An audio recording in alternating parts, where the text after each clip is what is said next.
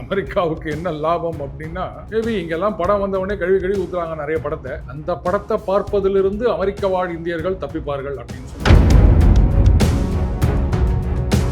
ஒரு காலகட்டத்தில் ரஷ்யாவை வந்து வில்லன்களாகவும் உலகத்துக்கே எதிரிகளாகவும் சித்தரிக்கிறது ஹாலிவுட் படம். ஜேம்ஸ் பாண்ட் மூவி லிஸ்ட்ல எடுத்துட்டீங்கன்னா எல்லாத்துலேயும் ரஷ்யாவை தான் வந்து வில்லனா காமிப்பாங்க. உதிரும் தலைமுடிக்கு தீர்வு தேடுகின்றீர்களா? சென்னை ஏர் ஸ்டுடியோ கிளினிக்கின் ஏர் டிரான்ஸ்பிளான்ட் சிகிச்சை உங்களை மாற்றி காட்டும். உங்கள் புதிய தோற்றம் இங்கிருந்து தொடங்கும். இங்கேருந்து வந்து ஒரு ரஜினி படம் அங்கே போடுறாங்கன்னு வச்சுக்கோங்க, 100% டேக்ஸ் அப்படின்னு. அந்த டேக்ஸ் என்ன பண்ணுவாங்க? டிக்கெட் வேலையில் தானே ஏற்றுவாங்க. அப்போ அந்த டிக்கெட்டை வாங்க போகிறது யாரு? அங்கே இருக்கிற ஜனங்க. அவ்வளோதான். ஸோ அல்டிமேட்லி அமெரிக்காவில் இருக்கிற மக்கள் தான் அந்த காசை கட்ட போகிறாங்க. ஏன் தமிழ்நாட்டு படங்கள் எடுத்தினா கூட அஜித், விஜய், ரஜினி படங்கள் எல்லாம் வந்து முதல் ஷோவே அங்க வந்து போகுது அப்படின்ற போல சொல்றாங்க. இதனால வந்து நமக்கு வந்து ஏதோ பொருளாதார இழப்புகள் ஏற்பட வாய்ப்பு இருக்கு இல்லைங்க சார்? அப்போ அந்த இன்ஃப்ளேஷனை குறைக்கணும்னா என்ன பண்ணணும்னா, இது வந்து செகண்ட் வேர்ல்டு வார் பீரியட்ல ஜெர்மனியில பண்ண ஒரு டாக்டிஸ். அந்த மாதிரி ஜனங்க கிட்ட காசு இருந்தா தானே வந்து விலைவாசி ஏறும். பணத்தை ஒரு பக்கம் அனுப்புவோம், இன்னொரு பக்கம் அவங்க இருக்கிற பணத்தெல்லாம் புடுங்கி. இந்தியாவில் பார்த்தீங்கன்னா 199 ரூபா கட்டுறீங்க. அதே மாதிரி அங்கே 199 ஒரு $100 வாடகை வச்சுக்காங்க. எல்லாத்துக்கும் சேர்த்து தான் அவங்க வாங்குறாங்க. அப்போ அதில் இத்தனை % வந்து ஜெர்மன் மூவி இருக்கு, இத்தனை % ஸ்பானிஷ் மூவி இருக்கு, அதனால அதுக்கு இத்தனை % வரி. இப்படி இல்லாம போட முடியும்? இந்த வரியை எப்படி போடுறதே தெரியாம அவங்க மண்டபிச்சுன்னு உட்காந்துருக்க போறாங்க. இன்னைக்கு அவர் போட்டிருக்க வரி எல்லாமே அமெரிக்க மக்களுக்கு தான் பாதிப்பு, அண்ட் அல்டிமேட்லி அமெரிக்காவுக்கு தான் பாதிப்பு. அதை பத்தி அவர் எங்கேயாவது கவலைப்படுகிறாரா? அவரு பிசினஸ் எப்படி இருக்குது? டாலர் டாலர் டாலர், அதான் கணக்கு. அவருடைய டாலர் டாலர் டாலர், அடுத்து நோபல் நோபல் நோபல். அதான். ரெஃப்ளெக்ட் நேயர்களுக்கு வணக்கம். இன்று நாம் சந்திக்க இருக்கக்கூடிய சிறப்பு விருந்தினர் டெய்லி பஞ்ச் அருண் அவர்கள். சார் வணக்கம் சார். வணக்கம் கோபி சார். என்னையும் வரியும் பிரிக்க முடியாது அப்படி என்றதுக்கு எடுத்துக்காட்டா அடுத்து ட்ரம்ப் வந்து அவருடைய ஆஸ்தான சமூக வலைதள பக்கத்துல ஒரு பதிவு போட்டிருக்காரு. வெளிநாடுகளில் தயாரிக்கப்படும் திரைப்படங்களுக்கு 100% வரியை நான் விதிக்க போவதா அப்படின்ற போல ஒரு பதிவை போட்டிருக்காரு. இதனால அமெரிக்காவுக்கு என்ன லாபம், இந்தியாவுக்கு ஏதாவது நட்டமா? இதை பத்தி கொஞ்சம் சொல்லுங்க சார். அமெரிக்காவுக்கு என்ன லாபம் அப்படின்னா, மேபி இங்கெல்லாம் படம் வந்தவொடனே கழுவி ஊத்துறாங்க நிறைய படத்தை. அந்த படத்தை பார்ப்பதிலிருந்து அமெரிக்க வாழ் இந்தியர்கள் தப்பிப்பார்கள் அப்படின்னு சொல்லு. அது வந்து அவங்களுக்கு லாபம்னு. நஷ்டம் அப்படின்னு சொன்னா இது ஒட்டுமொத்தமா ஹாலிவுட்டுக்கு நஷ்டம். ஏன்னா டாம் க்ரூஸ்லாம் வந்து மிஷன் இம்பாசிபிள் வந்து உலகம் முழுக்க எங்கெங்கயோ போய் எடுப்பாரு. இப்போ அதுக்கும் வரி போட்டாருன்னா, ஐயோ ஹாலிவுட்ல எடுக்கிற படத்துக்கே வரி அப்படின்னு அவங்க கேட்பாங்களா மாட்டாங்களா? இன்றைக்கு வந்து அமெரிக்காவுடைய சாஃப்ட் பவர் அப்படின்னு சொல்லி ஓகே, ஒரு காலகட்டத்தில் ரஷ்யாவை வந்து வில்லன்களாகவும் உலகத்துக்கே எதிரிகளாகவும் சித்தரிக்கிறது ஹாலிவுட் படங்கள். ஜேம்ஸ் பாண்ட் மூவி லிஸ்ட்ல எடுத்துட்டீங்கன்னா எல்லாத்துலேயும் ரஷ்யாவை தான் வந்து வில்லனா காமிப்பாங்க. இப்படி ஒரு நெரேட்டிவ் தான் உலகம் முழுக்க அவங்க செட் பண்ணியிருந்தாங்க.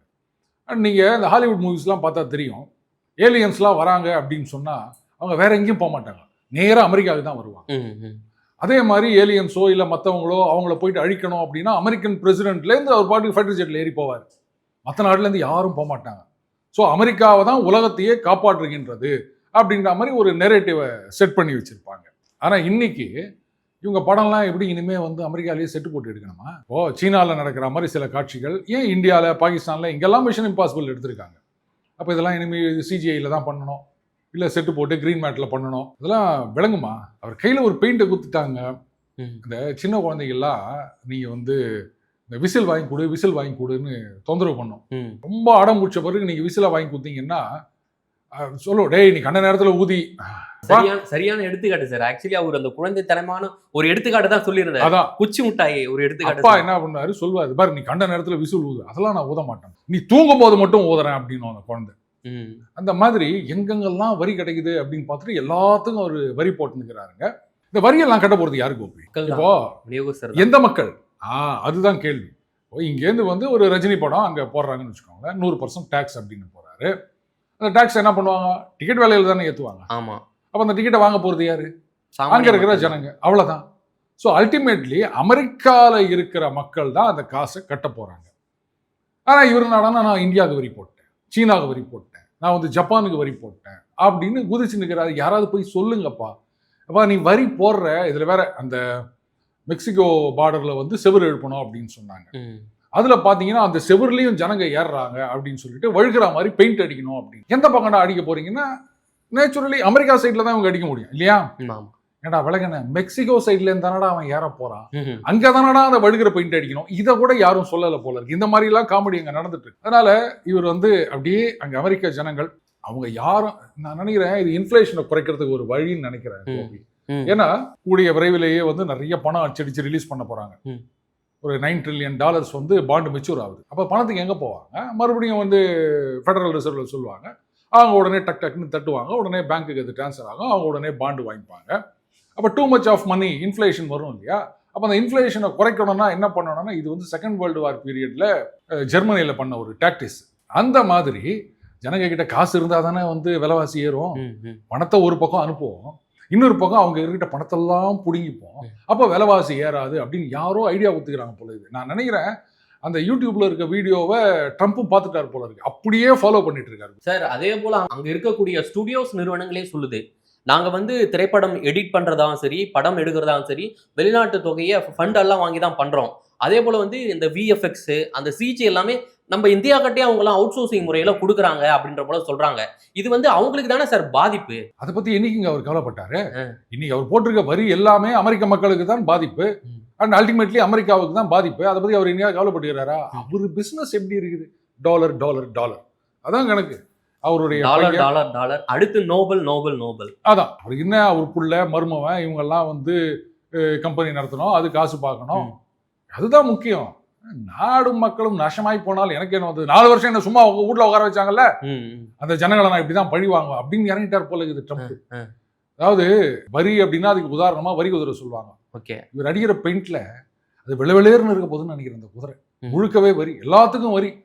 அடுத்தது கோபி பார்த்து உஷாரா இருங்க, அடுத்த இன்டர்வியூ ஓகே சார் அமெரிக்கால வச்சிருங்க. கேமராமேன் மதுரையாப்பா பாஸ்போர்ட் இருக்கா? ஏன்னு கேட்டீங்கன்னா வெளிநாட்டில் எடுக்கிற யூடியூப் வீடியோலாம் எங்க பார்த்தா 100% வரின்னு சொன்னாலும் ஆச்சரியப்படுறதுக்கு. எனக்கும் பாஸ்போர்ட் இருக்குப்பா, நான் இப்போ கொடுத்துட்றேன், டிக்கெட் எல்லாம் வாங்கி வச்சிருக்கேன், இப்படிதான் பண்ணணும் போல இது. இப்போ என்னன்னா இந்த இது ஒண்ணு சொல்லுவாங்கல்ல, அது மாதிரி அடுத்த வாரம் என்ன வரி போட போறார் அப்படின்னு ஒரு பெட்டிங் வச்சுக்கலாம். அதுன்னு ஒரு குழு அமைச்சு யோசனை போயிட்டு இருக்கு. குழு ஒரு பக்கம் இருக்கட்டும், நம்ம ஊர்ல தான் வந்து இந்த கிரிக்கெட் அதுக்கெல்லாம் பெட்டிங் ஆப்னு இருக்குல்ல, இப்ப இல்ல. அந்த மாதிரி ட்ரம்பின் அடுத்த வார வரி என்ன, இதை சரியாக சொல்பவருக்கு குலுக்கி குலுக்கல் முறையில $1000 பரிசு அச்சு விடுங்க, அப்படியே அள்ளும் நியூஸ் பாருங்க. இந்தியாவுக்கு இதனால ஏதாவது பாதிப்பு இருக்குங்களா? ஏன்னா இந்த அவுட் சோர்சிங் சிஜி எல்லாம் நம்ம கிட்ட வருது, எடிட்டிங் கூட நம்ம கிட்ட வருதுன்னு சொல்றாங்க. அது அவர் வந்து கிளியரா அந்த இது வரலங்க. அமெரிக்காவில் எடுக்காத படங்களுக்குன்னு சொல்றாரு. இப்போ எப்படி ஷூட்டிங் மட்டும் அமெரிக்காவில் நடந்தா போதுமா? அது ஒண்ணா நீங்க பார்க்கலாங்க. ஈவன் அதர்வைஸ் நீங்க யோசிச்சு பாருங்க. இப்போ வந்து சீனாவில் போயிட்டு நீங்கள் ஒரு படம் எடுக்கிறீங்க, எடுத்துட்டு சார் அது ஃபுல்லாக சிஜிஐ சார், நாங்கள் வந்து கிரீன் மேட்டு போட்டு பண்ணோம் சார் அப்படின்னா என்ன பண்ணுவீங்க? ஏன்னா இப்போ மார்ஸில் நடக்கிற மாதிரி படம் எடுக்கிறாங்க.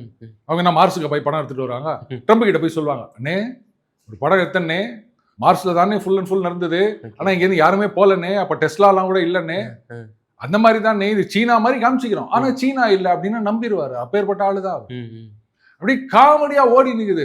4-5 மாசம் வெயிட் பண்ணுங்க கோபி, அப்புறம் தெரியும் கையை கடிக்கும் போது என்ன ஆகுது அப்படின்னு. அவர் ஒரு விளக்கம் கொடுக்குறாரு சார். அதுக்கு வந்து அதாவது அமெரிக்காவுடைய படங்களை வந்து குழந்தை கையில இருக்கிற குச்சி முட்டாயை போல திருடிக்கிறாங்க அப்படின்ற போல ஒரு அவருக்கு ஏத்த போலவே ஒரு விளக்கத்தை கொடுக்குறாரு. அது எந்த அளவுக்கு சார் உண்மை? இப்படி திருட முடியுமா வெளிநாடுகள்? அமெரிக்க படங்களே ஹாலிவுட் படங்களே மற்ற நாடுகள் திருட வாய்ப்பு இருக்குங்களா? புது ட்ரெண்ட் என்னன்னா, தமிழ்ல எல்லாம் சினிமா ரிலீஸ் ஆகிறதுக்கு முன்னாடி நான் அப்படி கஷ்டப்பட்டேன் இப்படி கஷ்டப்பட்டேன் இப்படின்னு சென்டிமெண்ட்லாம் ஏதாவது சொல்லணும் போல இருக்கு, அப்போதான் படம் ஓடுன்னு நினச்சிட்டாங்க. அதே மாதிரி அண்ணன் ட்ரம்ப் என்ன நினச்சிட்டாரு, அவரு பாவம் சின்ன குழந்தையா இருக்கும்போது யாரோ லாலியப்பா கொடுத்துருக்காங்க, அவங்க அப்பாவோ அம்மாவோ வாங்கி கொடுத்துக்கிறாங்க, அதை யாரோ பக்கத்து பையன் திருடிட்டு போயிட்டான் போல இருக்கு. அதை வந்து இப்போ அவரு கொண்டு வர்றாரு. அந்த மாதிரி வந்து யாரும் ஹாலிவுட் படத்தை திருடிட்டு போகக்கூடாது அப்படின்னு. ஒருவேளை இந்த திருட்டு விசிடி, இப்போ விசிடிலாம் கிடையாது, இன்டர்நெட்ல ரிலீஸ் பண்றாங்களே, அதை சொல்றாரோ? அதைத்தானே இங்க எத்தனை வருஷமா நாங்க சண்டை போட்டுக்கிறோம், ஒன்றும் பண்ண முடியல, இவரு என்ன பண்ண போறாரு? அமெரிக்காவில் அதெல்லாம் நடக்கிற காரியமா? அமெரிக்காவை பொறுத்த வரைக்கும் இந்த மாதிரி பாக்குறவங்க ரொம்ப ரேர். எதுவா இருந்தாலும் அவங்க தேட்டர்ல, ஏன்னா அவங்க எடுக்கிற படம் எல்லாம் பிரம்மாண்டமான படம். இங்கேயே கூட பாத்தீங்கன்னா ஹாலிவுட் மூவிஸ்லாம் யாரும் வந்து அப்பவே திருட்டு விசிடி இருந்த காலத்திலேயே அதெல்லாம் அவ்வளோ சக்சஸ் கிடையாது. இவ்வளோ பைரசின்னு சொல்லி இந்த காலகட்டத்திலையும் ஹாலிவுட் படம் வந்துன்னா தேட்டருக்கு போவாங்க. காரணம் என்னன்னா அது தேட்டர்ல பார்த்தாதான் அது எஃபெக்ட். அதனால அந்த மாதிரி சொல்லிக்கிறதுக்கு சான்ஸ் கிடையாது. என்ன அப்படியே திடீர்னு யோசிச்சுட்டு இருப்பாரு போல இருக்கு. சண்டே ஆன உடனே வீட்டுல உட்காந்தீங்க இந்த வாரம் எங்க வரி போடலாம் அப்படின்னு. அந்த நேரம் பார்த்து ஏதாவது ஒரு சினிமா பார்க்கலாம்னு நினைச்சிருப்பாரு. ஒருவேளை லிங்க் கட் ஆயிடுச்சா என்னன்னு தெரியல, சினிமாவை யாரோ திருடிட்டாங்க அப்படின்னு அவருக்கு ஐடியா வந்துருக்குது. அதனால போடு சினிமா மேல வரி அப்படின்னு. அடுத்த வாரம் எங்கேயாவது போவாரு, பாத்ரூம்குள்ள நுழையும் போது பாத்ரூம் செப்பல் இடம் மாறி இருக்கும், உடனே செருப்புக்கு வரி அப்படின்னு ஆரம்பிச்சாலும் பாருங்களேன் நடக்கதான் போகுது. எல்லாத்துக்கும் ஒரு பெயிண்ட் அடிச்சு அடிச்சுன்னு காமெடி.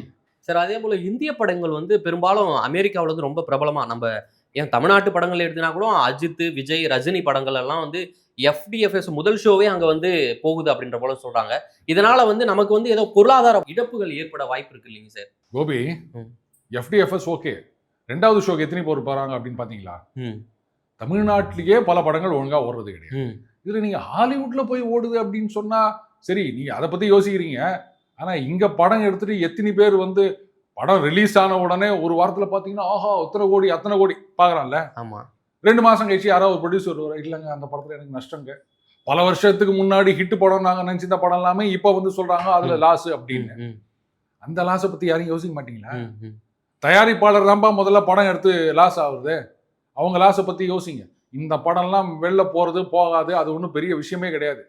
என்ன இந்த மாதிரி ஓடிடியில் வைக்கிற மாதிரி ஃபாரின் ஆடியன்ஸ்க்கு வித்தாங்கன்னா ஏதோ கொஞ்சம் காசு வரும், அது இப்போ வரப்போறது கிடையாது. இது ஒரு பெரிய அமௌண்ட்டே கிடையாது, விட்டுருங்க. சார் இது வந்து இப்போ சப்போஸ் இந்த 100% வரி வந்துச்சுன்னா இந்தியாவுடைய நடவடிக்கை எது போல இருக்கும்? என்ன ஒன்னே ஒன்று சொல்லுவா, அப்பா தப்பிச்சாங்கடா அங்க இருக்கவங்க அப்படிதான் யோசிக்கணும். இதுக்கு மேல நீங்க ஒன்றும் பெருசா யோசிக்க வேண்டாம். இந்த சினிமா போயிட்டு தான் அப்படியே கொட்டுன்னு கொட்டுதா, அதெல்லாம் ஒன்றும் கிடையாதுங்க. அது இது இல்லைன்னா ஓடிடியில பார்த்துட்டு போறாங்க, அதுல காசு வருது இல்ல, வருது. அமெரிக்காலையும் ஓடிடி இருக்குல்ல, அங்க ரிலீஸ் பண்ணிட்டு போறாங்க, அங்க வந்துட்டு போகுது, அவ்வளவுதான். இதுக்காகலாம் வந்து பெருசா கவலை பண்ணலாம் நான் நினைக்கவே இல்லை கோபி. சார் இந்த சட்டம் வந்து அமெரிக்காவுடைய ஓடிடி தளம்லாம் இருக்கு இல்லைங்க சார், அதுக்கெல்லாம் இந்த சட்டம் வந்து வந்துச்சுன்னா பொருந்துமா? அதுதான் இப்போ பெரிய குழப்பமா இருக்கு. இப்போ ஓடிடிக்கு எல்லாம் பாத்தீங்கன்னா மந்த்லி இவ்வளோ அப்படின்னு போட்டுடுறாங்க. அதுக்கு வந்து நீங்க என்ன டாக்ஸ் போடுவீங்க? அதுல பாத்தீங்கன்னா ஆயிரக்கணக்கான படம் இருக்குது. ஆமா, அதுல எது அமெரிக்காவில் தயாரிச்சது? அதுவும் இப்போ நீங்க இந்த நெட்ஃபிளிக்ஸே எடுத்துக்கிட்டீங்கன்னா அமெரிக்கா மட்டும் இல்லை, நெதர்லாண்ட்ஸ்ல தயாரிச்சது, ஜெர்மன்ல தயாரிச்சது, அதுக்கப்புறம் ஸ்பானிஷ்ல தயாரிச்சது, நிறைய படம் இருக்குதுங்க. இப்போ இந்தியாவில் பார்த்தீங்கன்னா 199 ரூபா கட்டுறீங்க, அதே மாதிரி அங்கே 199 ஒரு $100 வாடவர் வச்சுக்காங்களேன், எல்லாத்துக்கும் சேர்த்து தான் அவங்க வாங்குறாங்க. அப்போ இதில் இத்தனை % வந்து ஜெர்மன் மூவி இருக்கு, இத்தனை % ஸ்பானிஷ் மூவி இருக்குது, அதனால அதுக்கு இத்தனை % வரி, இப்படி இல்லாம போட முடியும்? இந்த வரியை எப்படி போடுறதுலே தெரியாம அவங்க மண்டபிச்சுன்னு உட்காந்துட்டு இருக்க போறாங்க. அதனால ஒட்டு மொத்தமா போட்டுருன்னு சொன்னாலும் ஆச்சரியப்படுத்தல. $100 அப்படியே 100 போட்டிருப்பா அப்படின்னு சொன்னாலும் சொல்லுவாரு அவரு. பாதிக்கப்பட போறது நெட்ஃபிளிக்ஸ் என்ன இந்தியா கம்பெனியா? அமெரிக்கா கம்பெனி தானே, அவங்க தான் அடி வாங்க போறாங்க. வாங்கட்டும், விடுங்க. அதாவது நரிகள் பரியான கதை கேள்விப்பட்டிருக்கீங்களா? இங்க மதுரையில அவர் சவுக்கால் அடிக்கும் போது அங்க இருந்து அத்தனை பேர் மேலையும் அந்த அடி விழுந்து வலியாச்சுன்னு சொல்லுவாங்க. அந்த மாதிரி இவர் வந்து உலகத்துல இருக்க அத்தனை பேருக்கும் வரி போடுறேன்னு அதையெல்லாம் அனுபவிக்க போறது அமெரிக்காக்காரங்க. வெயிட் பண்ணுங்க, 4-5 மாசத்துல அந்த வலி பெருசா வரும்போது மிட் டர்ம் எலெக்ஷன்ல ரெஃப்ளெக்ட் ஆகும் போது அப்போ தெரியும் அவங்களுக்கு. ரொம்ப நன்றி சார். அமெரிக்காவுடைய 100% வரி போட போதா சொல்லியிருக்காங்க, அதை பத்தி பல்வேறு தகவல்களை எங்களுடன் நேரில் வந்து பகிர்ந்தமைக்கு நன்றி கோபி. முதிரும் தலைமுடிக்கு தீர்வு தேடுகின்றீர்களா? சென்னை ஏர் ஸ்டுடியோ கிளினிக்கின் ஏர் டிரான்ஸ்பிளான்ட் சிகிச்சை உங்களை மாற்றி காட்டும். உங்கள் புதிய தோற்றம் இங்கிருந்து தொடங்கும்.